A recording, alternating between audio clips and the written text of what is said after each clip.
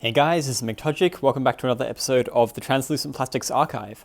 In today's episode, I'm going to be showing off the Pele Apolla speakers, which I did show in a previous episode, but I just wanted to give you an episode devoted to them because I think they're really awesome, and I've been actually trying to get these for a while, and I finally got them.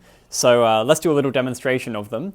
And now I know that through a YouTube video you can't really guarantee the quality of speakers, but I'm going to just do a little bit of a playback so you can hear how these sound.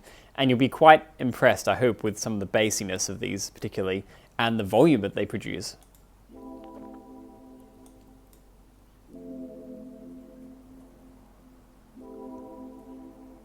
Now I'll skip ahead.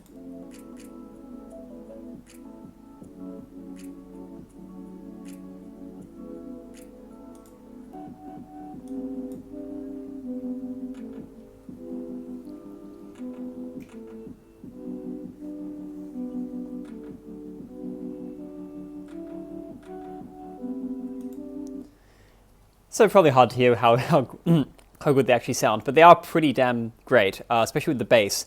I can hear that in better other tracks more clearly. But anyway, I'll leave that so I don't want to get a copyright strike. Just talking about the design of these. So they were designed by the company Pele, which basically, this was their hit product. It was basically the only product that they made that was actually successful, though maybe I can be corrected on that. Looking at the sides here, they're very much translucent. You can see the speakers clearly within. The cabling behind it, there's three cables, so one leads to the left speaker, the other one is the audio jack, and the other one is the power. Unfortunately, these aren't translucent. That would have been a nice touch to have that, but they just opted for standard part for that one.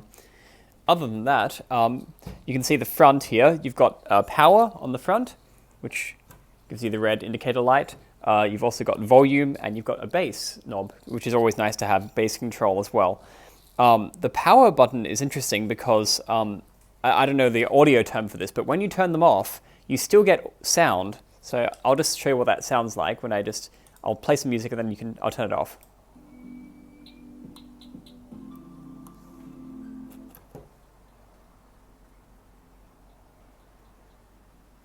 Now you might not be able to hear it on the video, but it's very faint. But there is still, in fact, audio coming out of these speakers.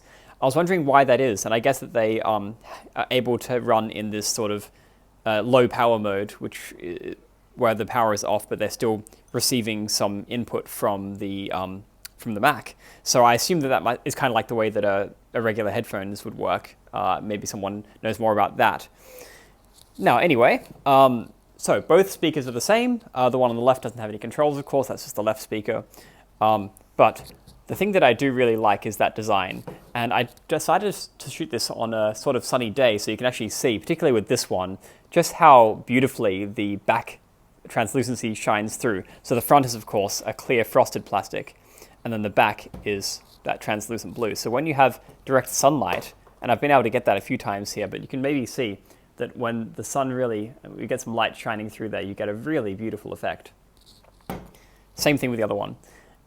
No subwoofer on these. There are some translucent plastic speakers that do actually have a subwoofer, though I haven't got those. You can look out for those. They're called Altec Lansing speakers.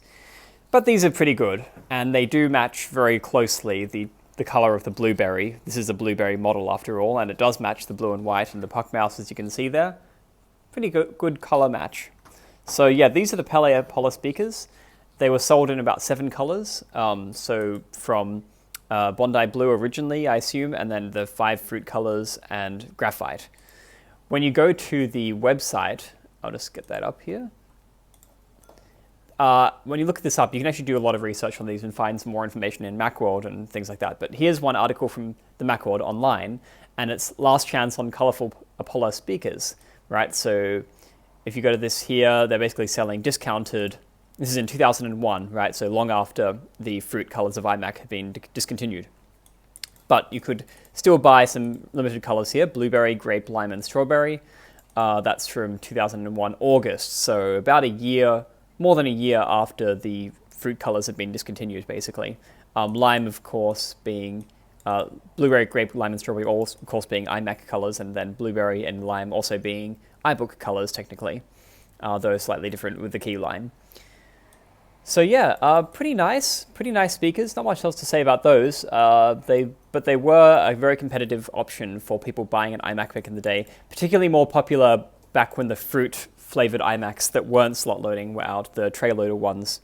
Because the slot loading ones had the built-in Harman Kardon speakers, which are really good. So there wasn't really much need or to justify these extra external speakers. In fact, personally, I think that if you buy an iMac, you should get the full package. You should get the speakers as well.